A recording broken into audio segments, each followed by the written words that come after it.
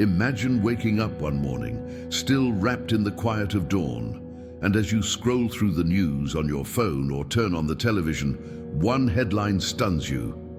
A celestial warning will manifest by July 2025.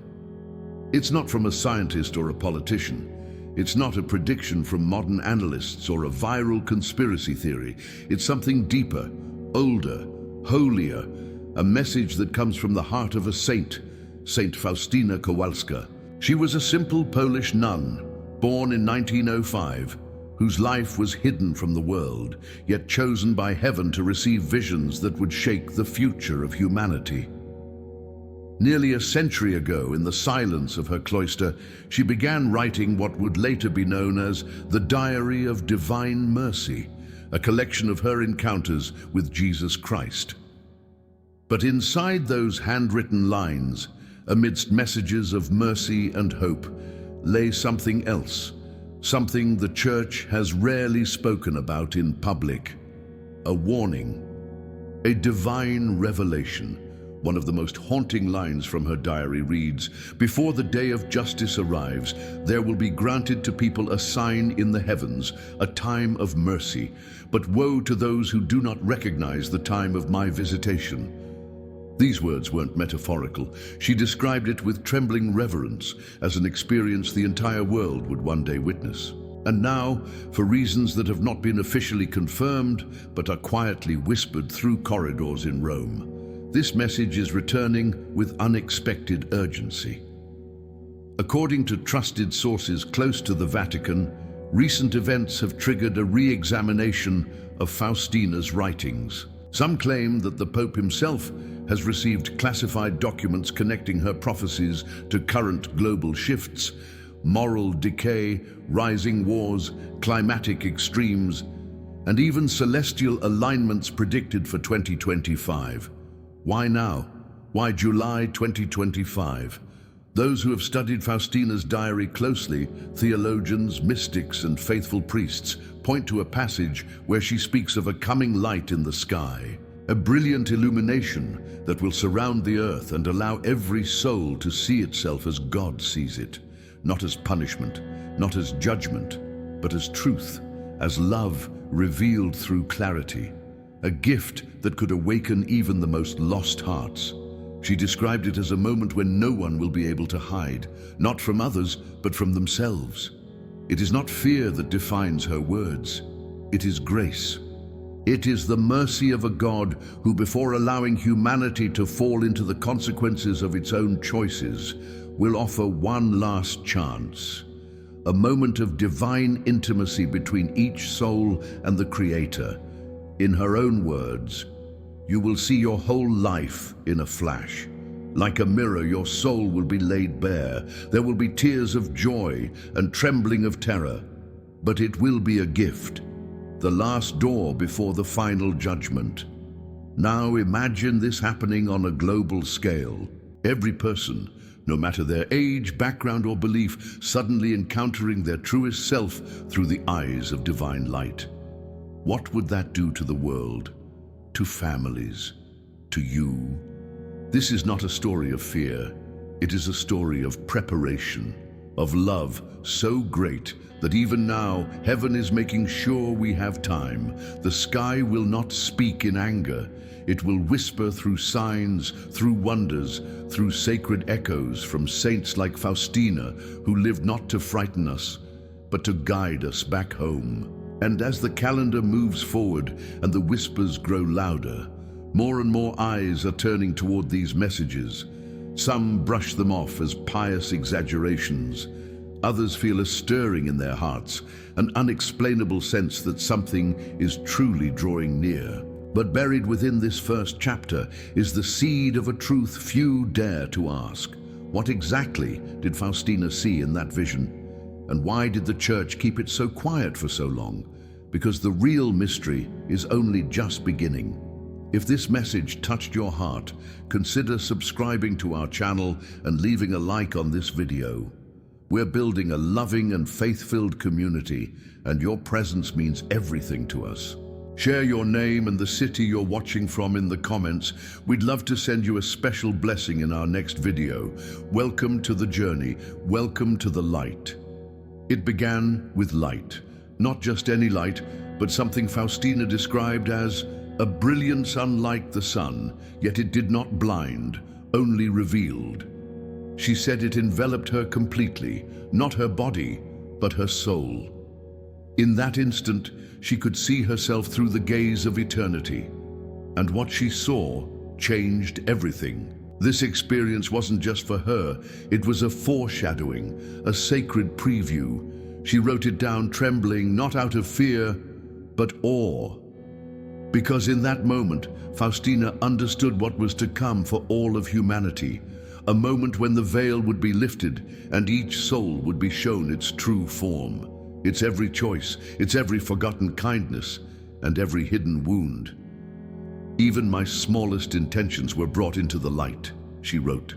It was as though my soul stood in front of God with nowhere to hide, yet I felt no condemnation, only the clarity of truth and the invitation to return to Him. This is what she called the illumination of conscience, not a term she invented, but one that later mystics and theologians would come to use, based on her revelations. It is not a punishment. It is an act of divine mercy so immense, so lovingly overwhelming, that it forces no one to believe, but allows everyone to see. And that is the difference. God will not impose His truth, but He will reveal it in fullness, in light, in a moment when every soul will know deep within what is true, not the truth shaped by the world, not the stories we tell ourselves, but His truth, the kind that heals, the kind that liberates, the kind that leaves no space for pride to hide. Imagine, just for a moment, what such a day would be like. Entire nations pausing, leaders falling to their knees, families reconciling, strangers forgiving one another, tears streaming down faces, not from horror, but from the shock of being seen and still being loved. Because that is the promise that flows through Faustina's writings. Even in our darkness, God sees the possibility of light. But there is more. Faustina was not alone in this vision, though hers is perhaps the most detailed and widely accepted. Other saints and mystics across continents and centuries have described similar experiences. In Garabandal, Spain, 4 young girls claimed that the Virgin Mary told them of a coming aviso, a warning, where every person would experience the presence of God in their soul. Saint Pio of Pietrelcina, more commonly known as Padre Pio, once whispered to a fellow friar, "The illumination will come suddenly. It will be like a fire that does not burn, but it will awaken many."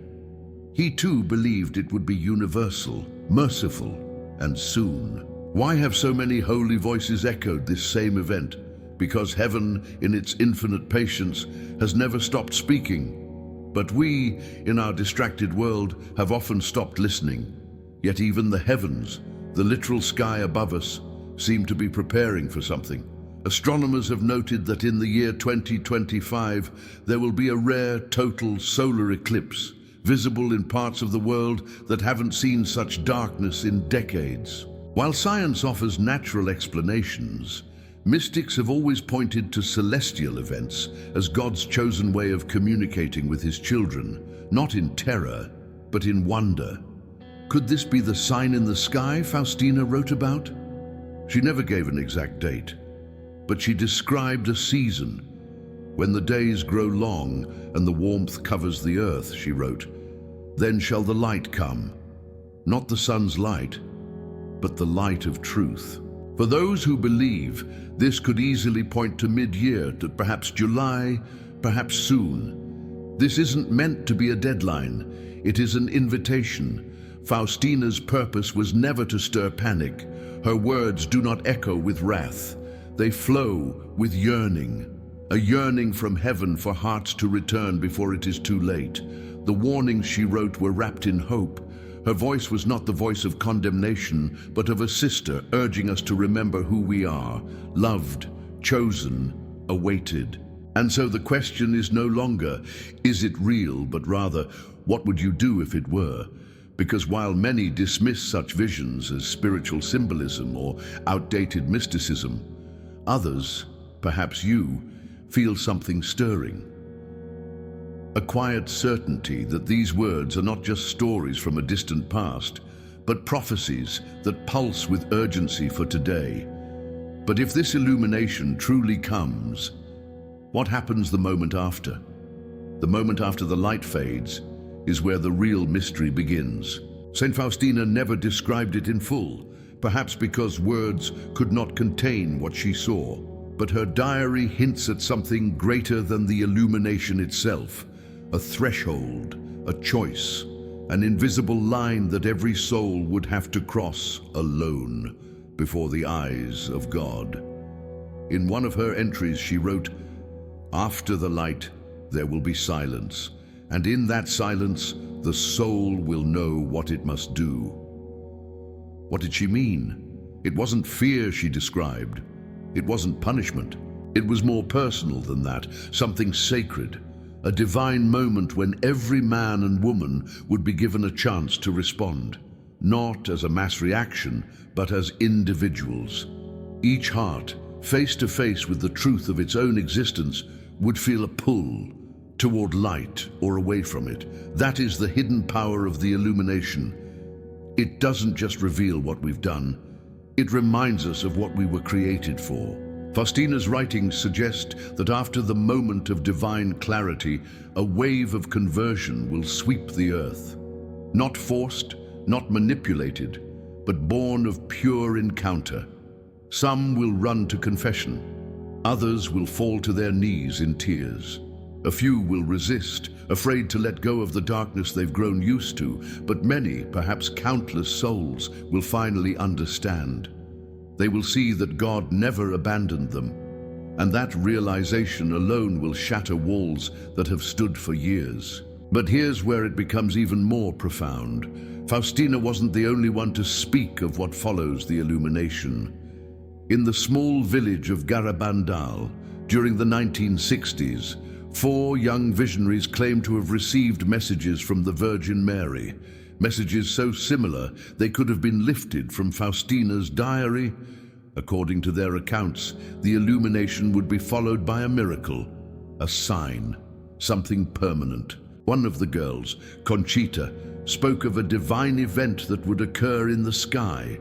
She said it would be undeniable, visible to the entire world, a sign that could not be touched, yet would remain forever. She didn't know the exact nature of it, only that it would coincide with a great feast day of the church and would happen after the warning. She believed it would happen within her lifetime.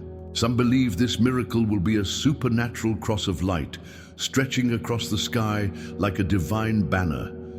Others suggest it will be an unexplainable healing or the appearance of the Virgin herself in a way no one can deny. Whatever it is, this second event would not just confirm the illumination. It would solidify it. It would be the echo to the voice, the second heartbeat after the first. Faustina hinted at this too. In a rarely quoted passage, she wrote, "There will be a second grace after the first light, a confirmation of mercy, and those who have doubted will have no more room to deny." Could she have been referring to the same sign described in Garabandal? Many scholars have started connecting these threads, placing them side by side, and though they come from different countries, languages, and decades, the parallels are striking, too aligned to ignore. It's as if heaven has been speaking one message through many voices, preparing humanity with gentleness through repetition. And yet, for all the beauty of what is promised, there is also urgency. Faustina made it clear, this time of mercy has a limit. "When you see the sign in the sky," she wrote, "know that my mercy is nearing its fullness. The door is still open, but not forever." It is not a threat. It is a final whisper of love. Even now, as the world stumbles through wars, confusion, and the noise of endless opinions, there is a quiet movement happening. Hearts are softening, people are searching. More than ever, questions about eternity, the soul, and the meaning of life are being asked, not just in churches, but in kitchens, hospitals, and silent moments before sleep, because something inside us already knows. The light is approaching, and when it comes, we won't be able to explain it through science or dismiss it with sarcasm. We'll feel it in our very bones, and in that moment we will know. This is the encounter our souls have waited for since the beginning. But what happens after the miracle? What comes next in this divine sequence? After the illumination and the miracle, the world will no longer be the same, not because of chaos or destruction, but because countless hearts will have been touched by something eternal. The illusion of separation from God will be shattered, and for the first time, many will truly see that every moment of their lives had always been wrapped in grace. But this newfound awareness is not the end. According to the writings of Saint Faustina and other mystics, it is only the beginning of a greater unfolding, a spiritual dividing line, a moment of choice that comes once light has exposed the truth and a miracle has confirmed it. Faustina wrote, "After the signs, the soul will know. It will not be confused. It will stand between two paths, one narrow and luminous, the other wide and dark, and it must choose. There is no force, no coercion, just clarity. And it is in that clarity that the greatest act of free will occurs, a return or a refusal. This is where the mystery deepens. Faustina describes that those who respond to God's invitation will be wrapped in peace, not worldly peace, but an interior refuge. She calls them souls of the sanctuary, those who choose mercy, repentance, and a new life of grace. For these souls, life won't become easier, but it will become rooted, anchored, purposeful. They will be the lights that shine in the growing storm. Because, as she hints more than once, the world will not remain passive in the face of such divine movements. There will be resistance, a counterforce, a spiritual tension rising not from heaven, but from the hearts of those who still resist the call. The darkness, sensing it is losing its grip, will fight back. Faustina described this as the shaking of consciences, and said that following the miracle, the enemy of the soul would begin to stir confusion, fear, and rebellion in many hearts. But the faithful, those who remained grounded in prayer and love, would not be shaken. The world will look the same, she wrote, but nothing will be the same again. Those who have chosen light will begin to see with new eyes. In these passages, there is no panic, no terror, only divine honesty. The light will purify, the miracle will confirm, and then free will do what it has always done, decide the future. But for those who listen, Faustina offers guidance. Clear and compassionate steps to walk this narrow path. She speaks of confession, not as a ritual, but as a healing embrace. She urges prayer, especially the Divine Mercy Chaplet, as a shield against temptation.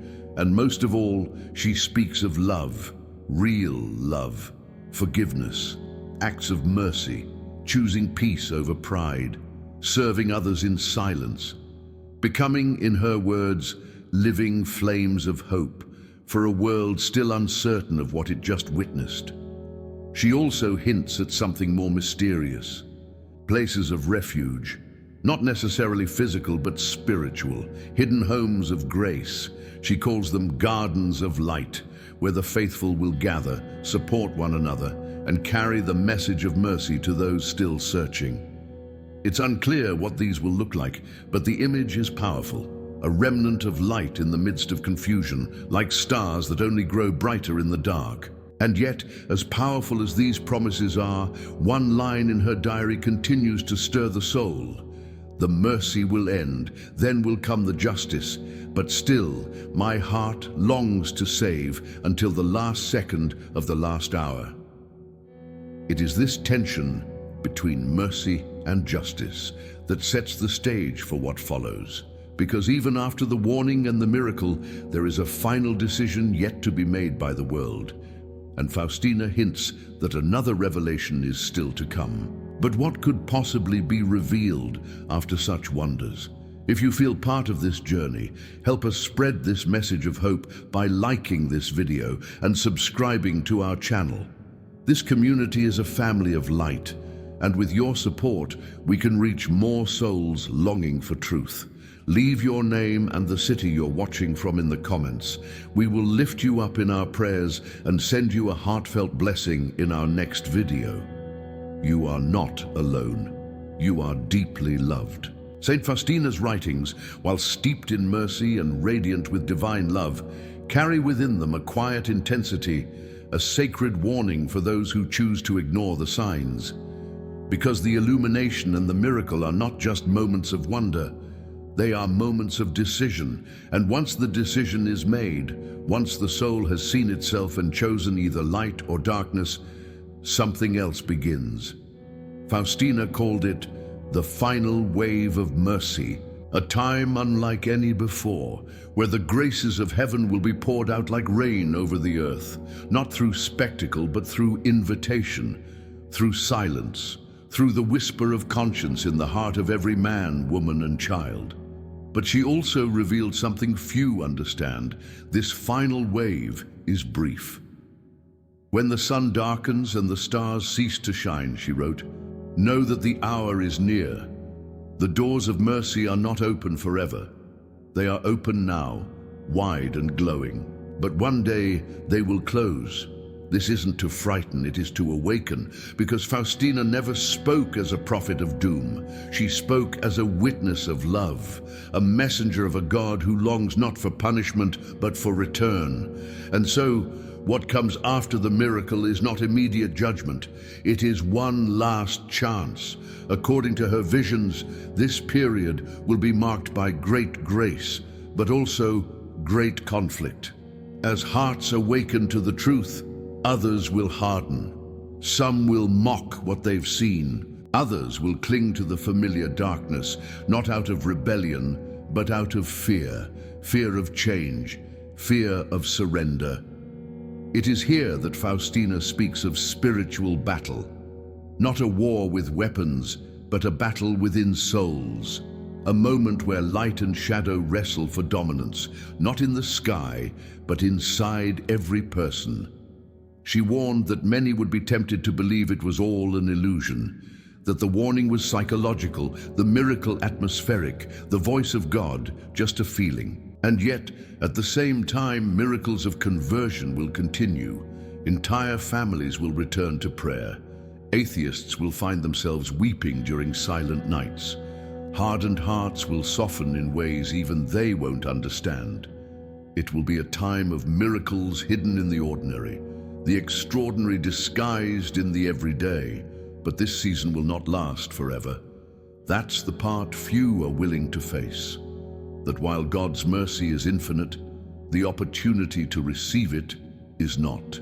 Time, as Faustina reminds us again and again, is a gift, and there will come a moment when that gift is withdrawn, not out of wrath, but out of divine justice. The world will know it, she wrote, not because of fire, but because of silence. Heaven will stop speaking, and then the justice will begin. But what is this justice? Faustina never described it as destruction. She spoke of it as truth fully revealed, the consequences of choices made with full knowledge. A time when God allows humanity to experience the path it has chosen, whether it be light or darkness. And it is in this period that she introduces the most mysterious part of her writings, the idea of spiritual refuges. These are not places to escape punishment. They are places of deep peace, communities of faith, homes where hearts are united in prayer, simplicity, and divine presence. She didn't describe them in detail, but hinted that they would be known by their fruit: serenity amidst chaos, love amidst fear, unity amidst division. Some modern mystics have echoed this, speaking of safe havens, both physical and spiritual, where those who remain faithful will be gathered, not to hide, but to radiate light, to be the lamps that guide others back. It is in these refuges, Faustina wrote, that a new beginning will quietly stir, like the first light of dawn after a long night. But even here, the question remains, what happens when the final grace is refused? Because she wrote of one more event, something so mysterious, so profound, that she barely found the words to describe it. And it begins with darkness. There comes a moment in every revelation when silence speaks louder than thunder. Saint Faustina described such a moment, a sacred pause, not of peace, but of preparation. After the great outpouring of mercy, after the illumination and the miracle, after all the invitations of heaven have been spoken, the world will fall into stillness. But this stillness is not calm. It is the breath before the storm. She wrote, "When the hearts no longer respond and the skies cease to speak, then shall begin the final purification." This is not divine vengeance.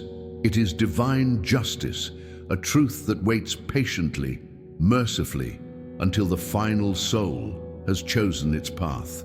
And then the consequences of those choices are allowed to unfold, gently for some, painfully for others, yet always justly.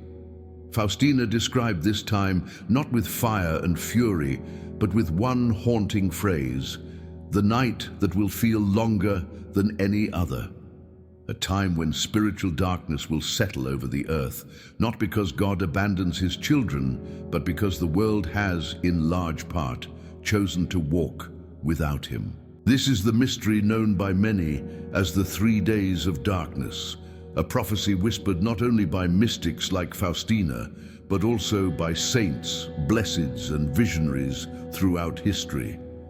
Though Faustina never gave it that name, her diary aligns with the same imagery, a period of deep spiritual and even literal darkness in which God allows humanity to face the weight of its own rebellion, not to punish, but to purify. "The sun will be veiled," she wrote, "and fear will rise in many hearts. But those who carry the light within will not be harmed. They will be lamps in the night." According to this vision, it is not a time for panic, but for shelter, a time when prayer becomes the lifeline and faith becomes sight. Faustina emphasized that this darkness would not overcome those who remain faithful.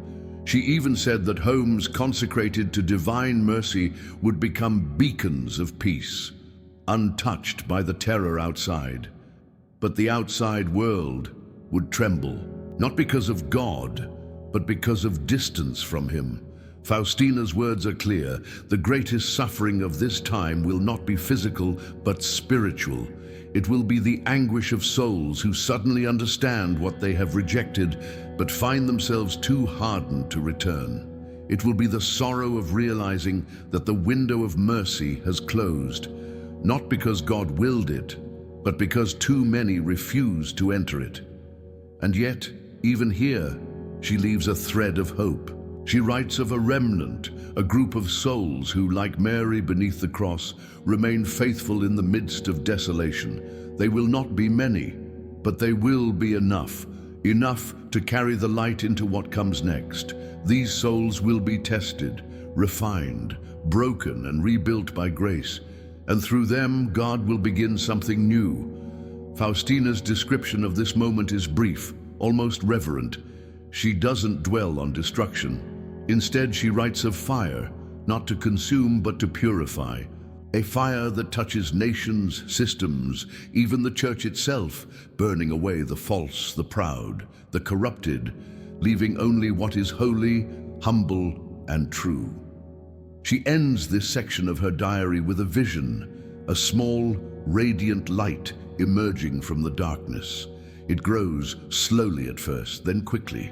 It becomes a sunrise over a wounded world. And in that light, she sees new voices rising, children singing, churches filled again, and the name of Jesus spoken without shame, without fear, without compromise.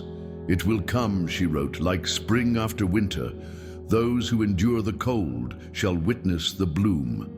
But before that light can rise, one final veil must be lifted, a truth so hidden, so protected, that even many within the church have never dared to speak it aloud. Because Faustina hinted that this wasn't just about humanity, it was about the church itself, that she saw a moment of great trial and a revelation at its center, one that would shake the very foundations of what we thought we knew. If your heart feels the truth in these words, stay with us. Like this video and subscribe to our channel. Your presence here strengthens a growing community of light in the world. Comment Amen if you wish to be blessed, and share the city you're watching from so we can lift your name in our prayers. You are part of something greater than you can imagine.